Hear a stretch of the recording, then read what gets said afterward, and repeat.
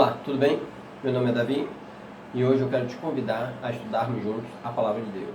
Desta vez será a primeira lição do quarto trimestre de 2019 da revista CPAD Lições Bíblicas de Jovens, que tem por tema Poder, Cura e Salvação, o Espírito Santo agindo na igreja em Atos. Neste trimestre nós estaremos estudando em cima do livro de Atos, onde nós vamos aprender ali, logo no início da caminhada dos nossos irmãos, do princípio, os nossos irmãos do primeiro século, e vamos aprender muito com eles. Vamos também aprender acerca da atuação do Espírito Santo diretamente na igreja. A igreja, na verdade, ela foi instituída a partir do batismo do Espírito Santo. E é claro, a partir da ordem do Ide de Cristo Jesus aos seus discípulos, quando ele ainda estava conosco. E eu quero dizer para você que este material de slide que vai estar aparecendo aqui do meu lado estará disponível para download aí no site aprendendocomabiblia.com. Você poderá estar utilizando aí na igreja, compartilhando com os irmãos e até mesmo reutilizando para estudar melhor cada versículo que for anunciado na ministração, que será aqui através deste vídeo. Quero te pedir também que você se inscreva no canal, deixe seus comentários e coloque um gostei, caso assim goste do conteúdo que estaremos ministrando.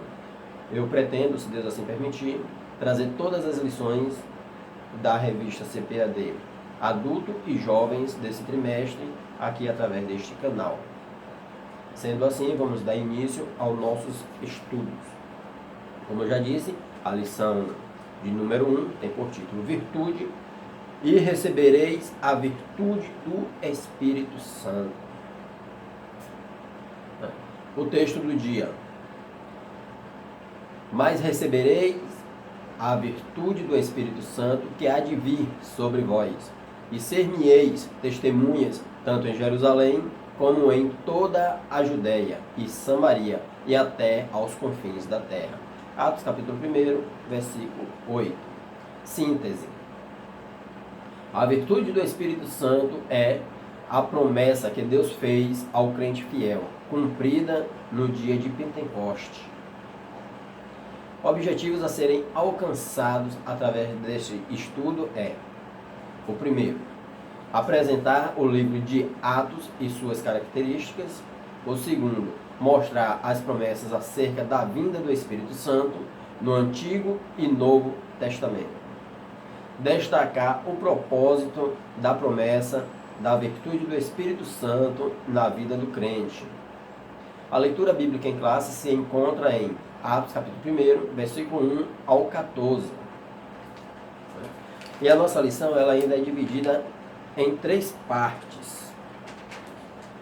A primeira parte, o livro de Atos dos Apóstolos. A segunda, a promessa da vinda do Espírito Santo. Terceiro, o propósito da promessa. Vamos estar dando aqui a introdução e já estamos então iniciando o nosso estudo. Estudaremos neste trimestre o livro de Atos dos Apóstolos, em especial os milagres que aconteceram na igreja primitiva. Este livro é singular para o crente e para a igreja, pois nele recebemos de Jesus suas últimas palavras, ainda aqui na terra, e o que devemos fazer até que ele volte. Obedecendo às instruções do Mestre, os discípulos aguardam a promessa da vinda do Espírito Santo. Atos capítulo 1, versículo 4. E com o Pentecoste nasce a Igreja de Cristo. Sinais e maravilhas acompanharam o início da igreja.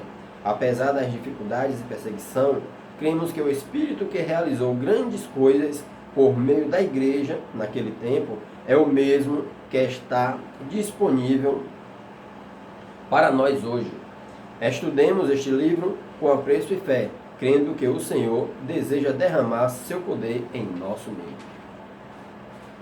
E então aqui nós já iremos dar início ao primeiro tópico, que é o livro de Atos dos Apóstolos.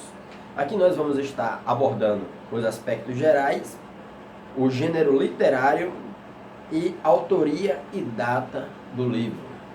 Esses são os subtópicos que nós estaremos estudando a partir de agora. Os aspectos gerais.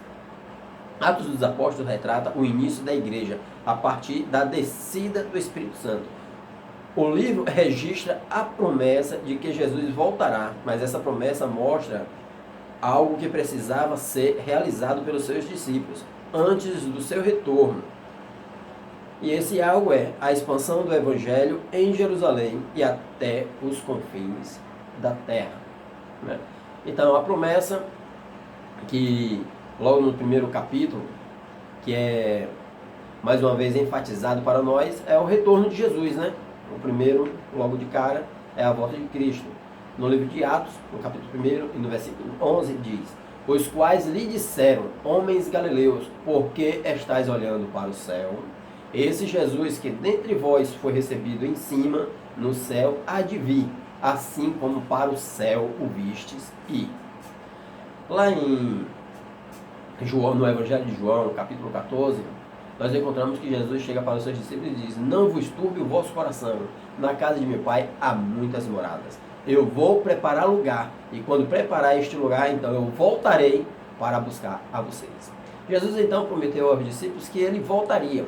E então, quando ele estava subindo aos céus aqui, Lucas vai e enfatiza essa mesma promessa. Só que desta vez, 2 anjos é quem aparece para repetir as mesmas palavras de Jesus. Quando Jesus está subindo, em que as nuvens cobrem a presença de Jesus e dos discípulos, e os discípulos ficam atônitos, olhando para o céu, logo estes 2 homens olham para eles e dizem: varões, por que olhais para o alto? Da mesma forma que este Jesus, que esteve no meio de vocês e foi assunto aos céus, e vocês estão vendo do jeito que ele está subindo, vocês também irá ver ele descendo. Da mesma forma que Jesus subiu, então um dia ele retornará, e essa é a promessa que é mais uma vez enfatizado no primeiro capítulo do livro de Atos. Temos também ainda a expansão do Evangelho. Atos dos Apóstolos, capítulo 1, versículo 8, que já foi até lido, né? Diz assim: mas recebereis o poder do Espírito Santo que há de vir sobre vós, e ser-me-eis testemunhas, tanto em Jerusalém, como em toda a Judéia e Samaria, e até aos confins da terra. Então, um outro propósito, uma outra característica do livro, é mostrar a expansão do Evangelho. Ora, nós sabemos que o próprio Pedro, quando evangelizou uma primeira vez, foram quase 5.000 pessoas convertidas pela graça de Deus. Então, é uma promessa que vem sendo cumprida através daqueles que amam a Deus, que é a divulgação ampla do Evangelho. E existe aqui ainda, nos aspectos gerais, uma coisa muito interessante em que o comentarista falou, e eu até concordo com ele, que ele diz assim: Atos dos Apóstolos não deveria ser esse o nome do livro de Atos, deveria ser Atos do Espírito Santo. Para vocês terem uma ideia, o livro de Atos ele tem 28 capítulos. Porém, eu fiz uma rápida pesquisa aqui e encontrei pelo menos 54 menções sobre o Espírito Santo. E então eu separei algumas partes importantes que é contido nesse livro e até muito conhecido de alguns dos nossos irmãos, ou melhor, da maioria dos irmãos, né? O primeiro é a promessa, né? Que vós recebereis o Espírito Santo, recebereis o poder do Espírito Santo e tal. E o segundo é esse, é o dia de Pentecoste. Afinal, nós somos chamados de pentecostais por causa do dia de Pentecoste, né? E aí no livro de Atos, capítulo 2, o versículo 4 diz: a descida do Espírito Santo é onde conta o acontecimento e o cumprimento da promessa. Em Atos capítulo 7, versículo 55 diz: Estevão, quando foi apedrejado. Estevão também, quando falou contra o templo, falou contra os religiosos, ele foi apedrejado. E enquanto estava sendo apedrejado, o Espírito Santo foi lá e envolveu a Estevão, e o mesmo foi confortado pela presença do Espírito Santo, de tal maneira a ponto de Estevão pedir a Deus que perdoasse aqueles que estavam o apedrejando. E conta-se a história que quando ele olhava para os céus, ele via Jesus ao lado de Deus. Que maravilha, né? O terceiro, Simão, o mago, Atos capítulo 8, versículo 18 e 19. Quem não lembra de um mago, né? Que Paulo, quando orava aos novos convertidos e impunha as suas mãos, estes recebiam o dom do Espírito Santo, falavam em outras línguas e profetizavam. O mago Simão, ao ver isso, ofereceu dinheiro para Pedro, para os irmãos ali, para Paulo, para que eles também tivessem esse mesmo poder, esta mesma autoridade. É uma história bem conhecida e ficou marcada. Temos também Ananias e Safira, no capítulo 9, versículo 17 em diante, quando conta-se que Safira e Ananias mentiram ao Espírito Santo, vendendo as suas propriedades, e na hora de oferecer a oferta, disse que tinham vendido por um preço que não teria sido a verdade, e por isso eles mentiram. Eles não morreram porque não ofertaram, eles morreram porque eles mentiram ao Espírito Santo. Filipe, o eunuco, virou até louvor, né? O negrão abençoado, se não me engano é Marcos Antônio que canta, no livro de Atos capítulo 8, versículo 29, a Bíblia conta que um homem muito importante, um eunuco de uma rainha, se não me engano de Candace, né? Ele subia para adorar a Deus em Jerusalém, e quando vinha no seu carro, vinha lendo algo, a passagem de Jesus que se encontra em Isaías, e ele não conseguia entender, mas o Espírito Santo vai até Filipe e diz: Filipe, te aproxima deste carro, vai lá, fala de Jesus para este homem. E aí Filipe vai lá e pergunta àquele homem: entendes tu o que leis? Ele diz: como é que eu vou poder entender se não há quem me ensine? Então Filipe ensina aquele homem a mensagem de Cristo, aquele homem se converte, é batizado, e Filipe é arrebatado para uma outra parte da terra, onde se encontra evangelizando. Ou melhor, se encontrou evangelizando, né? Segundo subtópico, gênero literário. O livro de Atos é uma continuidade de um dos 4 evangelhos, a saber, o de Lucas.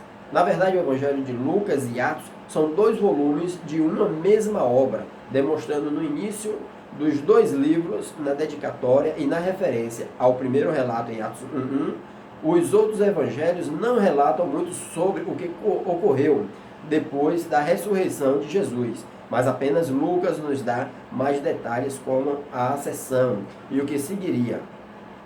Isso nos mostra que o autor de Lucas, o mesmo de Atos, está interessado no que acontece depois e vai abordar isso no livro de Atos.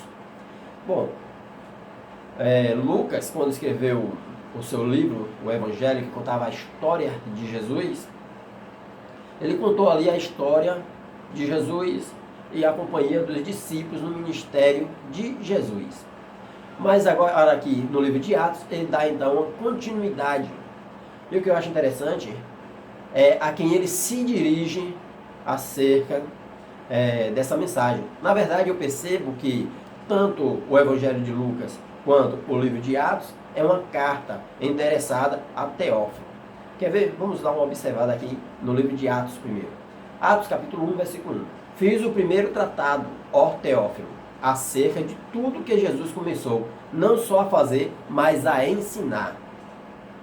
Aqui você veja que ele enfatiza dizendo o primeiro tratado. Se ele está falando do primeiro tratado, significa que esse tratado é um segundo, que antes desse teve um outro. Então ele está se endereçando, ele está se referindo, está falando para Teófilo. Né? A mesma coisa ele fala lá em Lucas. Lucas capítulo 1, versículo 3. Pareceu-me também a mim conveniente descrevê-los a ti, ó excelente Teófilo, por sua ordem, havendo-me já informado minuciosamente de tudo desde o princípio. Neste versículo aqui, eu quero que você se atente a 2 fatores que talvez nos ajude a entender um pouco sobre o livro. Primeiro, ó excelente Teófilo. Então, essa passagem dá uma aparência de que ele está se referindo a uma pessoa que tem um cargo elevado, a uma pessoa que tem posições na sociedade. Acredita-se que esse Teófilo, então, poderia ser um oficial romano, né? E no próximo segmento, na próxima vírgula, diz assim, ó, por sua ordem. Ou seja, o que transparece é que esse Teófilo pediu para Lucas investigar acerca do que tinha ocorrido com Jesus Cristo e então, depois, com o que estava acontecendo com a igreja. Mas, afinal de contas, quem é esse Teófilo? Que esses dois livros é direcionado a ele.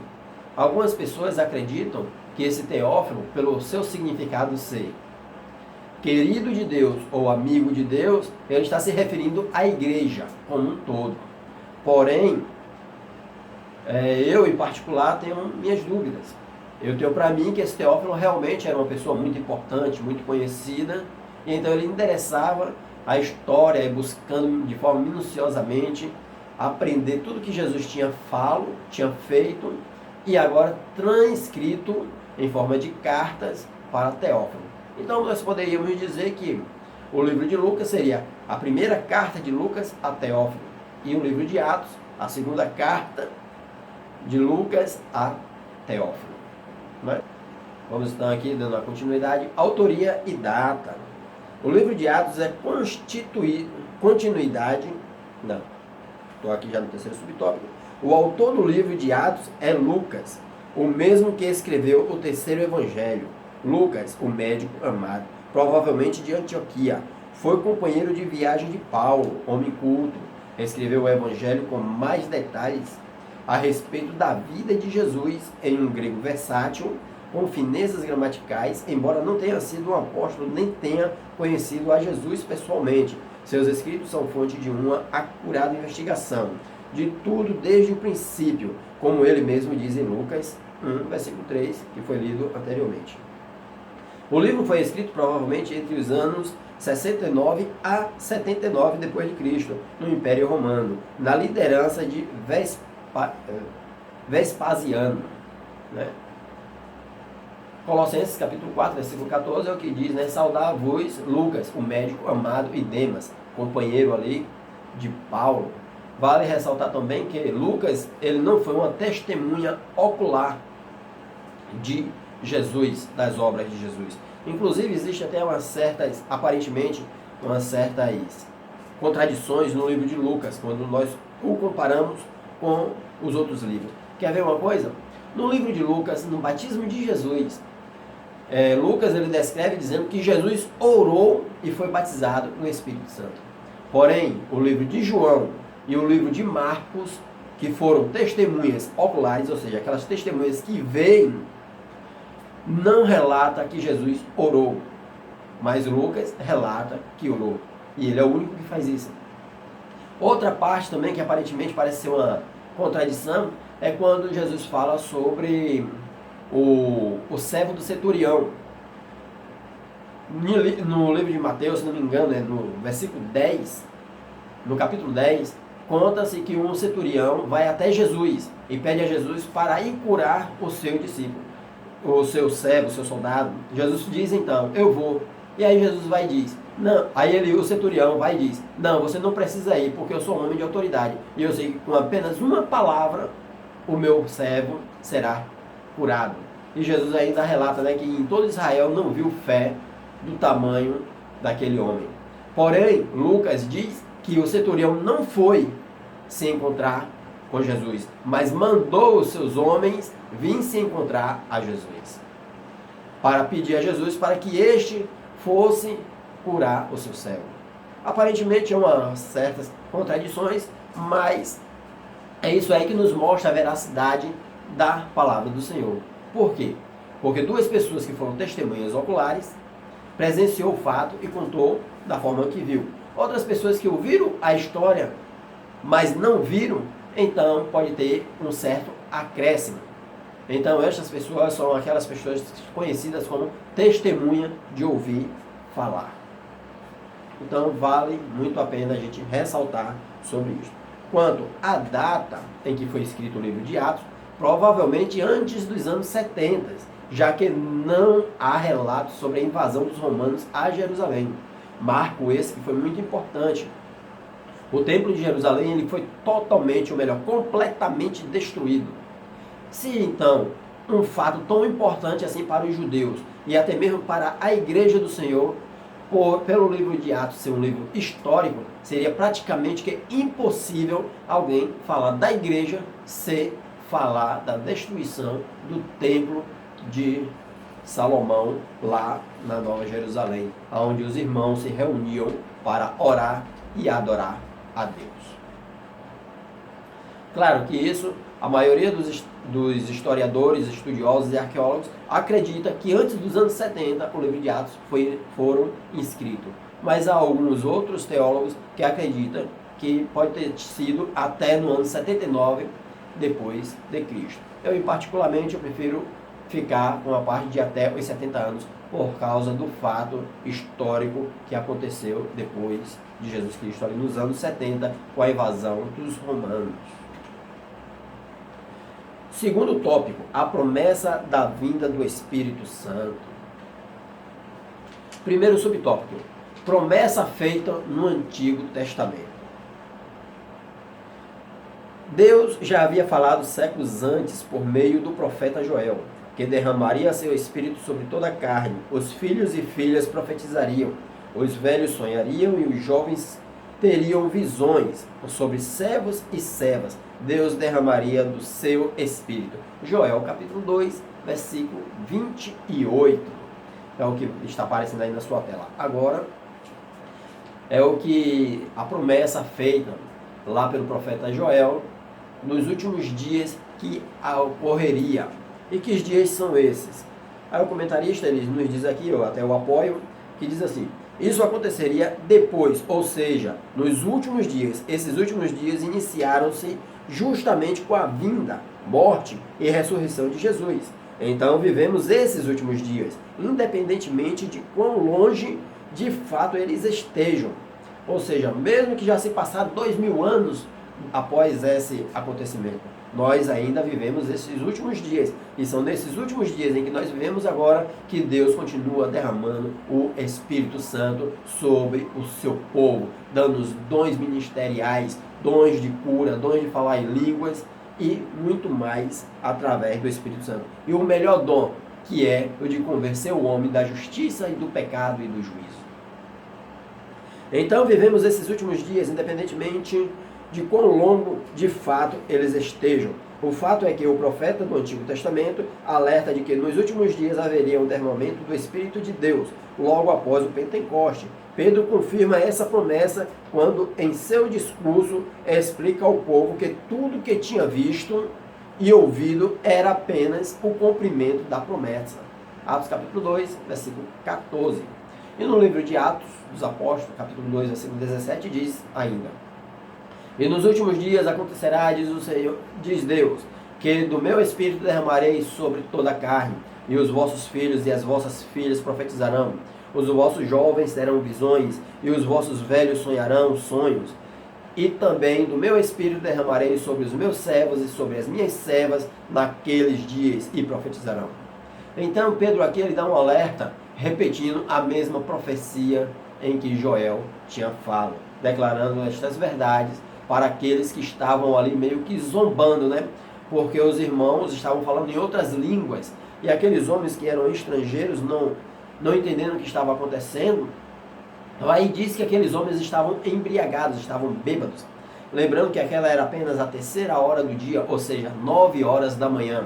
O dia ainda era cedo para uma pessoa estar embriagada, e Pedro começa a dizer: não, ó, é apenas a terceira hora, apenas 9 horas da manhã. E vocês estão dizendo que nós estamos embriagados? Mas não é, porque isso é o cumprimento de uma promessa feita por Deus através do profeta Joel. E então, o segundo subtópico diz assim: promessa feita no Novo Testamento.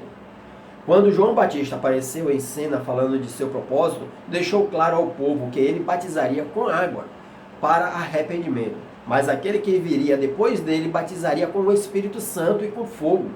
Quando Jesus foi até João para ser batizado no Rio Jordão, o Espírito Santo desceu sobre ele em forma corpórea, como uma pomba. Lucas capítulo 3. É em Lucas capítulo 3, onde diz que Jesus então orava. Orou depois de ser batizado e foi então batizado com o Espírito Santo. Batizado nas águas e batizado no Espírito Santo após ele ter orado. Apenas Lucas conta que Jesus orou. João e Mateus, que foram testemunhas oculares, não conta assim. Conta apenas que ele foi batizado no Espírito Santo. Eu quero trazer isso para vocês porque é bom para que a gente entenda e depois a gente não ficar apegado a pequenos detalhes que muitas vezes só faz muitos de nossos irmãos mais fracos da fé duvidarem, né, da palavra e da veracidade do Senhor. Por quê? Porque lhe falta conhecimento. Não sabe que Lucas foi um homem que estava investigando e registrou essa investigação em forma de carta. O Evangelho de Lucas e o livro de Atos. Vamos então aqui dar uma continuidade. Jesus também fez menção da descida do Espírito Santo quando estava no último dia da festa dos tabernáculos. Nesta ocasião ele fez um convite a todos que tinham sede, pois quem nele crê, como diz a Escritura, rios de águas vivas correrão do seu ventre. João capítulo 7, versículo 37, né? Então vamos ver aqui mais alguns versículos. Lucas capítulo 3, versículo 16, que diz: Respondeu João a todos, dizendo: Eu, na verdade, batizo-vos com água, mas eis que vem aquele que é mais poderoso do que eu, a quem não sou digno de desatar-lhe a correia das sandálias. Esse vos batizará com o Espírito Santo e com fogo. Então, essa é a primeira promessa que aparece no Novo Testamento, onde João começa a pregar, a preparar o caminho de Jesus. Ele fala, Jesus ele tem a sua parte na mão e ele vai limpar então de nós todos os pecados. Ele vai nos batizar com o Espírito Santo, com poder e com fogo. E não apenas João, mas o próprio Jesus. Em João capítulo 14, versículo 16, ele diz: E eu rogarei ao Pai, e ele vos dará outro Consolador, para que fique convosco para sempre. O Espírito que o mundo não pode receber, porque não o vê, nem o conhece. Mas vós o conheceis, porque habita convosco e estará em vós. Aqui Jesus, ele, mais uma vez, reforça, né? Eu vou me embora, eu vou para junto do meu Pai, mas eu não vou deixar vocês órfãos, eu vou enviar o Consolador. Porque hoje eu estou com vocês, hoje eu consolo vocês.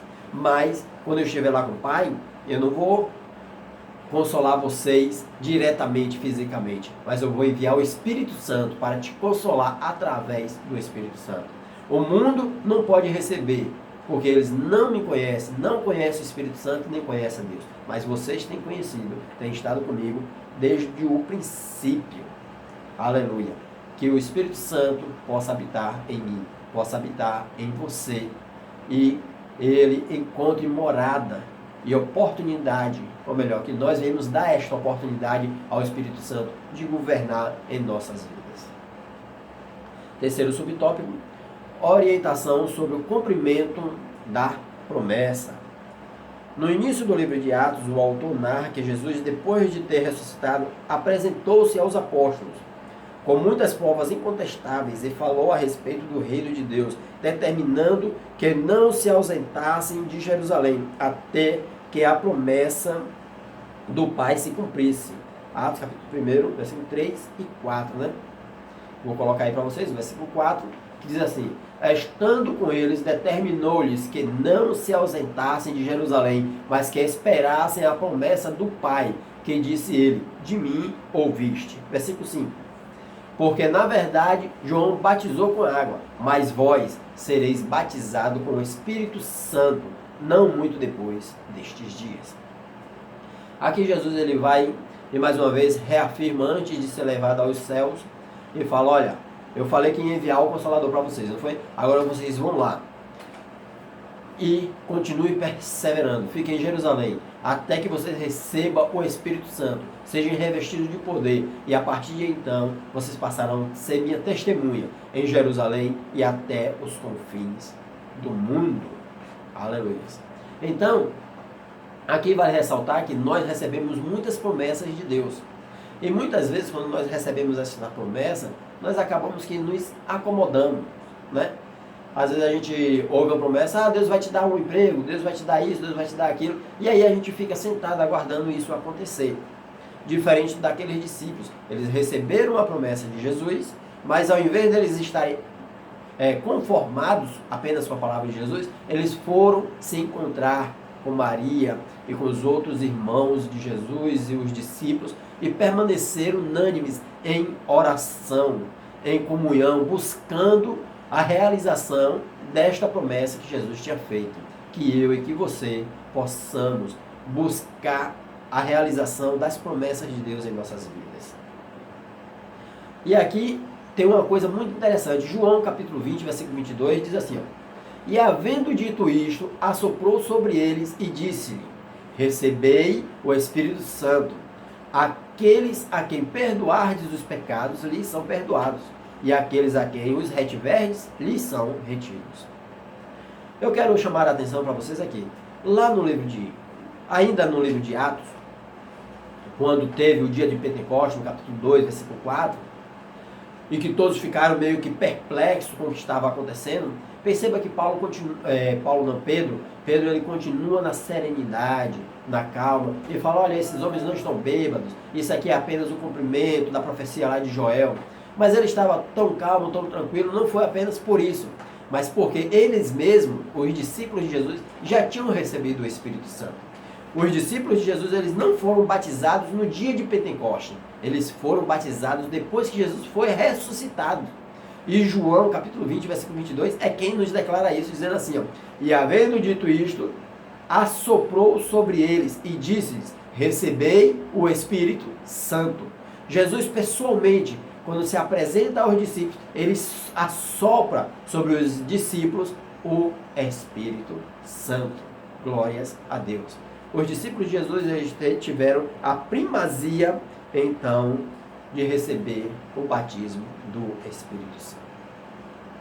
Estamos chegando agora ao terceiro tópico da lição, o último, que diz assim, o propósito da promessa. E o primeiro subtópico, poder para testemunhar, o propósito de recebermos a promessa de Deus.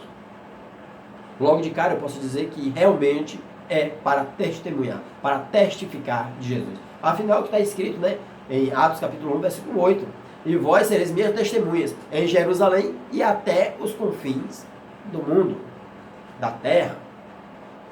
E aqui temos mais alguns versículos que diz assim, João capítulo 15, versículo 26, mas quando vier o Consolador, que eu da parte do Pai vos hei de enviar, aquele Espírito de verdade que procede do Pai, ele testificará de mim. Testificar é testemunhar. Você que tem o Espírito Santo de Deus é a testemunha de Jesus legal. Você é o embaixador de Cristo. Você é representante do céu. Você é o representante legal de Deus e do Evangelho de Jesus Cristo aqui na terra. Versículo 27. E vós também testificareis, pois estivestes comigo desde o princípio. Aqui ele está se referindo aos discípulos quando andava com Jesus. E nós somos discípulos, não é verdade? A partir do momento em que nós aceitamos a Jesus, que nós permaneçamos sem nos desviarmos para a esquerda ou para a direita, conhecendo e prosseguindo em conhecer ao Senhor.